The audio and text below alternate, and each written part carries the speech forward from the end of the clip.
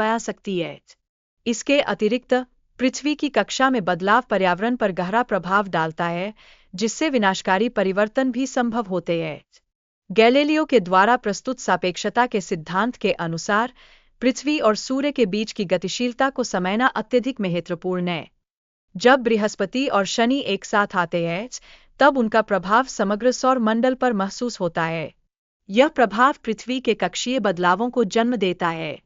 मालेंकोविच चक्रों के अंतर्गत पृथ्वी की धुरी का झुकाव बदलता है, जिससे जलवायु और ग्लेशियरीकरण की अवधियों पर प्रभाव पड़ता है।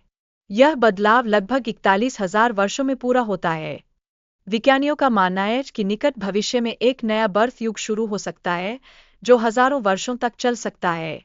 हालांकि मानवजनित जलवायु परिवर्तन इसके भविष्यवाणी को जटिल बनाता है। सूर्य की कक्षा पूरी तरह से वृत्ताकार नहीं है, बल्कि यह एक हल्की अंडाकार पथ का अनुसरण करती है। यह लगभग 60 मिलियन वर्षों में एक पूर्ण चक्र पूरा करती है।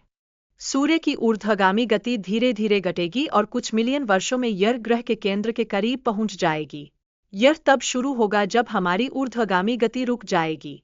ग्रहों की गति को समझने के लिए खगोलज्ञों को तारे की उचित गति पर ध्यान देना चाहिए, जो समय के साथ आकाश में दिखाई देती है। यह हमें आकाशगंगा की संरचना और गतिकी को समझने में मदद करती है। पारलैक्स की मात्रा का अवलोकन निकटवर्ती सितारों की दूरी पर निर्भर करता है। निकटवर्ती सितारे अधिक पारलैक्स प्रदर्शित करते हैं, जबकि दूर के सितारे कम।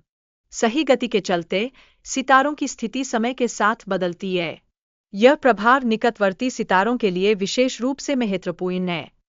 हमारी आकाशगंगा मिल्की वे अन्य आकाशगंगाओं के साथ मिलकर गति कर रही है। यह आकाशगंगा समूह ग्रेट अट्रैक्टर की ओर खींची जा रही है। सूर्य के चारों ओर पृथ्वी की कक्षा और इसकी गति सिर्फ शुरुआत है। यह हमारे सौर मंडल की गति और ब्रह्मांड में उसके स्थान को दर्शाती है। हमारा सौर मंडल मिल्की वे गैलेक्सी में तेजी से आगे बढ़ रहा है। यह गैलेक्सी अन्य गैलेक्सियों के साथ मिलकर स्थानीय समूह का हिस्सा है। आखिरकार, ब्रह्मांड का विस्तार एक महत्वपूर्ण तथ्य है, जो बताता है कि गैलेक्सियां एक दूसरे से दूर जा रही है। यह एच अब्बल की खोज से स्पष्ट होता है।